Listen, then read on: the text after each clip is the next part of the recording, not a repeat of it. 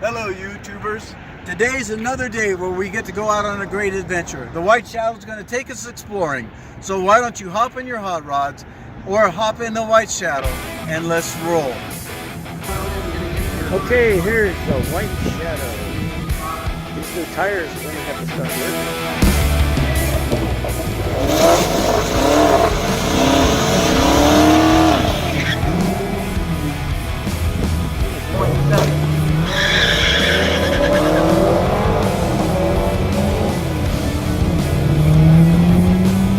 Good light.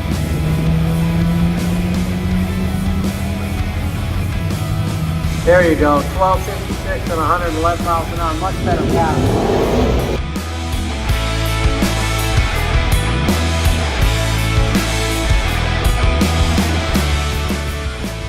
The White Shadow visits mission Santa Inez. This mission was founded September 17th in 1804 by a padre named Tapias, T-A-P-I-A-S, T-A-P-I-A-S. And what a beautiful location to find a mission here in these wonderful hills. Let's go check it out. This is the mission reservoir that was built in 1804. You saw part of the video where they had to have water. Now there's water in there now, but that's probably leftover rainwater because I'm pretty sure that it's not being used anymore. So, how cool is that? It was built by the Chumash Indians. The dam was located along the Alamo Pinatas Creek, some 2 miles from here. The water was stored in the reservoir and delivered by an underground pipeline to the mission village 200 yards south of here, used for drinking, washing, and irrigating the mission orchards.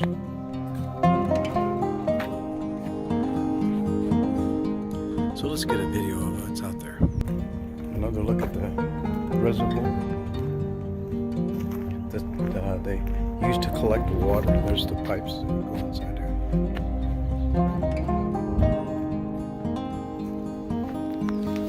It is now a National Historical Landmark. You can look at some of the farmland, and currently there's even vineyards down there. Certainly they must have used this section for planting. This hill is not man-made. I think there's a hiking trail over in that direction over there. But the hills are beautiful. Soon in the summer they'll be brown. But right now, they're beautiful. So we are approaching the Lavanderia, just like at Mission Santa Barbara. They were built for the benefit of the Indians.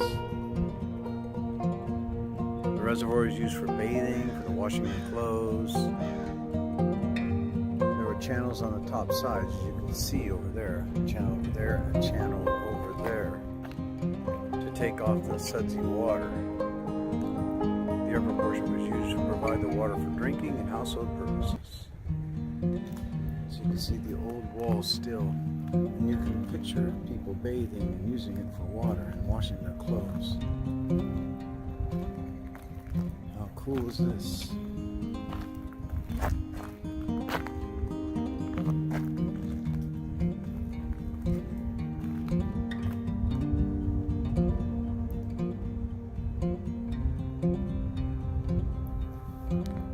This is a beautiful color. There's where the pipe, you can see the clay pipe in the center over there came out.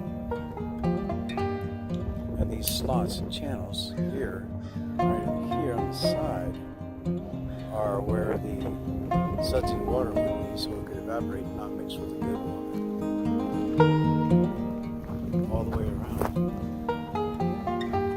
How cool is this? This is the site of the Mission Indian Village. I'd imagine there's many artifacts still out there. In 1812, there were 80 little tiled roof adobe houses. They were built here for the Indian couples and their children. They measured from east to west 200 feet to north to south 240 feet. There were 44 streets and 30 foot wide, which ran from east to west. Each house had a door and a window on the side of the street. On the walls, cupboards and shelves provided for the use of the families. The furniture would consist of a bed, another for the children, a table, and benches. The greatest number of Indians at the mission was 768 in 1860. In 1855, an old Indian woman, 90 years of age, refused to leave and was accordingly allowed to remain until she died. Lives of human beings, just like you and me. This was the site of the Mission Indian Village. So as we have arrived at this next mission after Santa Barbara, the mother of missions, we are not sure where to enter. So we'll find out if there's tours available. Come in, we see these Chumash tribes, what they used to live in. See the Laundry Reservoir just like at Santa Barbara. 1804 mission. The Capuchin Franciscan Friars of Mission Santa Inez are happy to welcome you to this, the hidden gem of the missions. Call this the hidden gem of the missions. Today. Enjoy the visit with us and the tour we have prepared for you. A question that is normally asked is, why are there missions in California? The mural on the wall in the back of the model of all mission Santa to colonize the area. The Spanish crown commissioned the Franciscan Padres to establish a network of missions in California to convert the natives to Christianity, teach them Spanish imagery, with the aim of making them tax-paying Spanish citizens. For British incursions.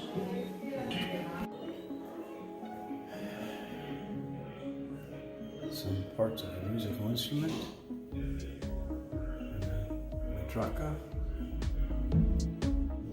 used during a Holy Week. What is this?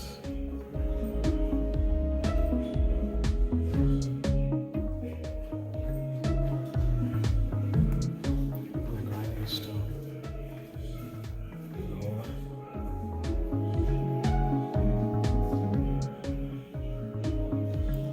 Stick, candle holder, spearheads, not stone heads, but over here is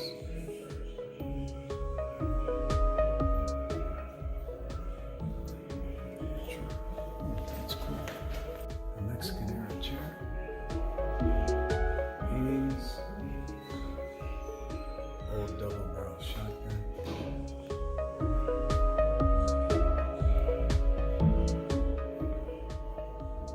Part of a plow.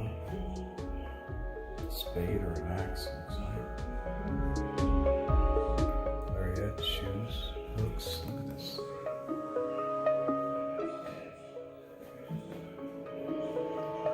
Rams.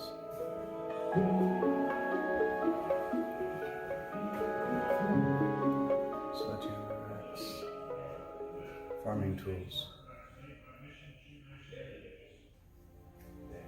clocks,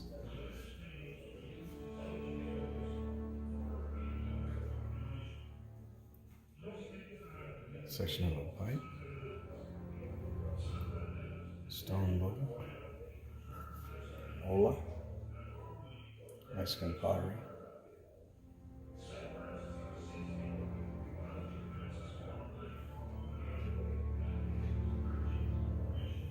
Quills,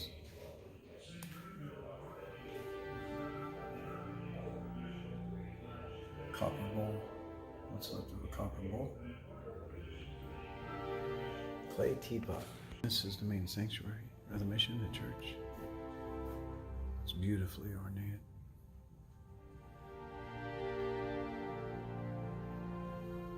St. Francis of Assisi in different pictures. So they have different biblical scenes on the walls. Crucifixion, taking him down, the burial.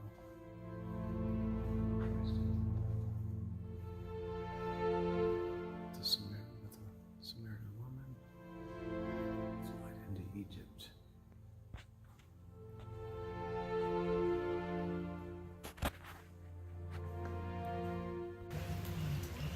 So this is the garden section.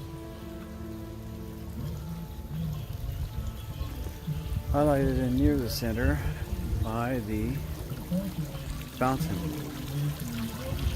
Now at this place on the tours there are audio recordings. Only the church and a portion of the convent remain somewhat intact. This same fate befell the Mary Indian quarters. You look at the rock where the railing is, The cemetery and the is old, on the north side of the church. this is not nearly as old as the Santa Barbara. Nonetheless, it's still unique and cool. We have records of it in the location.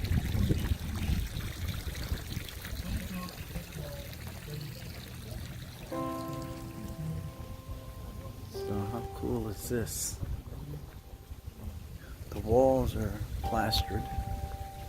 So if they were made with adobe, or by the time they were made, or they were made with adobe, then they certainly have been taken care of well. If you look at the way this door is right there, you can see where the arches were at the end, where each arch begins. How deep the windows are inside the wall. That would give you an indication how thick this wall is.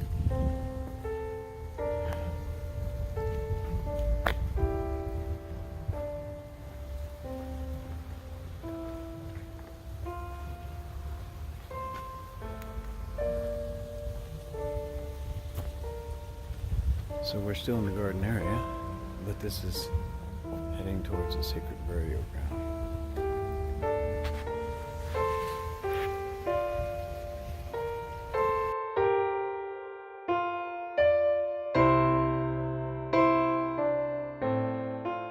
In May of 1844, the first seminary or higher education institute was here, and this is the floor of the building. This is what's left of it.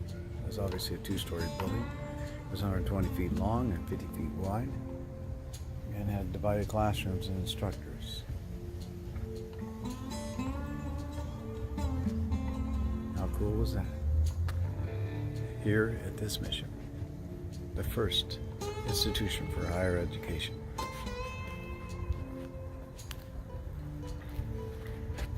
The graveyard's over there. Let's see what's here. Obviously, this is a much, much smaller mission than Santa Barbara, and yet it has its own charm, and obviously its own special place because of the work that was done here. This too was involved in the Indian Wars, as once the Mexican government had established itself here and the Spanish government was out of California, there began to be, not because of the Mexican government anyway, but there began to be abuses inside this area and community with the Native Americans, and it sparked a revolt against forced labor. This mural speaks of a story of Pascuala, who warned the existing man in charge, this Father Uriah, that there was a raid coming to attack the mission, and she ran here and warned them, a young lady, and Padre Francisco Javier used to be a soldier, so he prepared the people, and they basically fought off the raiding Native Americans, which in this case, these Indians were of the tribe of Tulares, which Tulare County is named after. However, and eventually it cost her her life as she died of a fever. She had become a Christian, it says, because they had cared for her while she was sick previously. So, the story of Pascuala, or the legend of Pascuala, and certainly there are some truths to legends that we have. So now we're going to go into the graveyard You can take a look. As you can see, many old stones and headstones. Now, we probably walked over 30 graves in this area because, I mean, it's been here for a long time, and they've lost track of many of them. Most of them, I would imagine, like this one here. All we know is AO. This one here, we see that it is Elizabeth, who died in 1890. A woman who had been married. Here, a young child. Which child deaths were not uncommon. Arthur's his name. He died 2 years, 1 month, and 26 days in 1889. And so we see modern stones as well as old stones, old crosses with no names on them.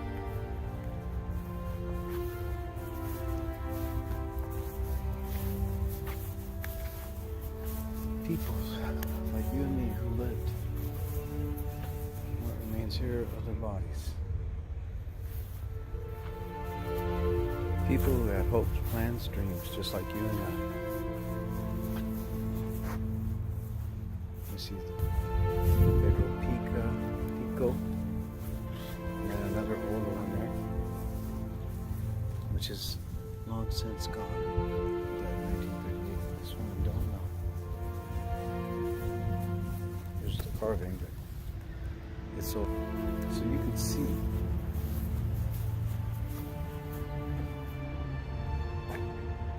But you can also see the bells of the mission from behind.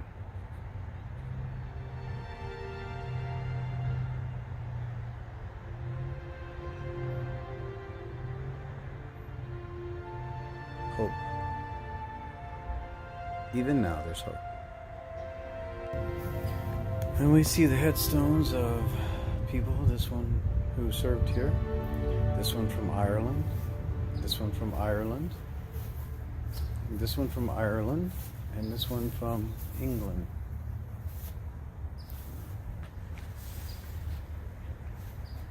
Alright, so we have this trellis with all these flowers here, which just gives it a very aromatic flavor. They look very similar to lupin, but I don't think they are.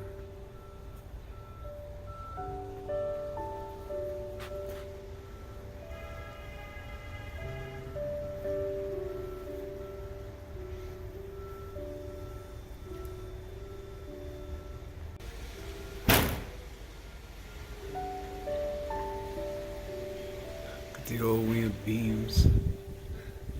How cool is that? See, this is probably the original ceiling.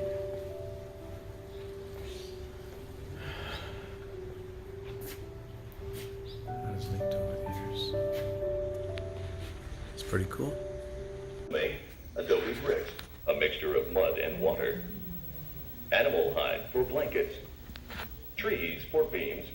And crushed seashells for plaster.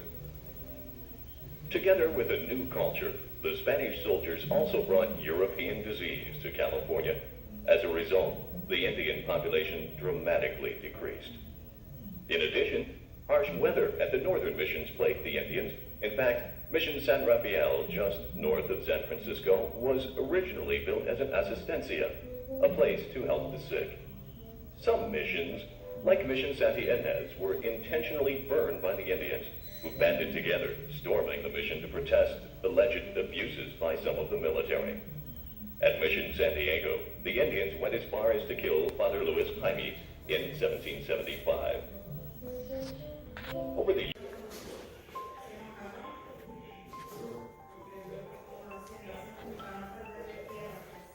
Cool. El Calavero.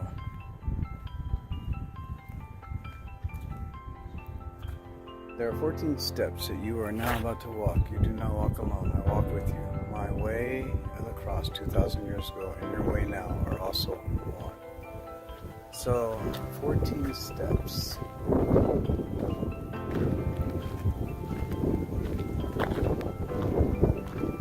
Condemned. Carrying the cross.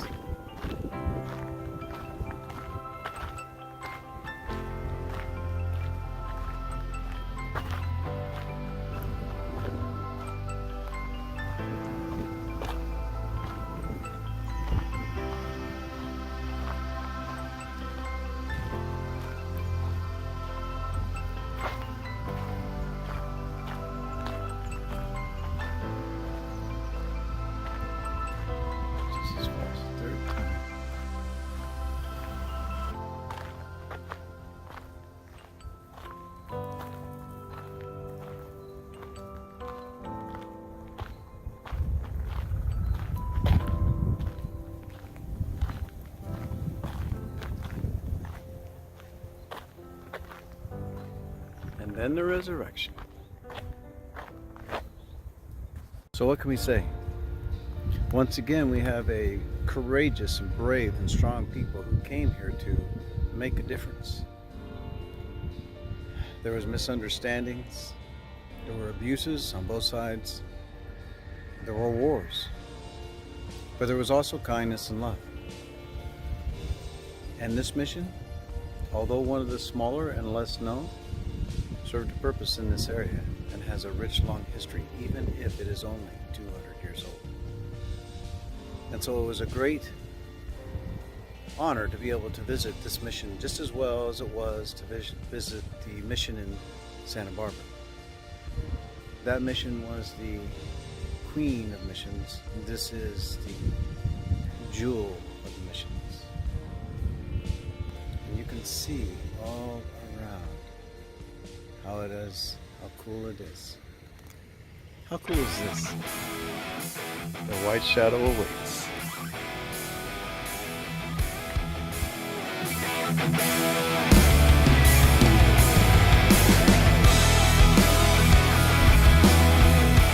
How great of a trip was that? That was awesome. Hey, if you liked the trip, hit that like button. If you want to be informed of our next trip, smash that subscribe button and leave a comment. And we really would appreciate it if you share the video. Well, until that next great adventure, God bless you guys. Drive safe.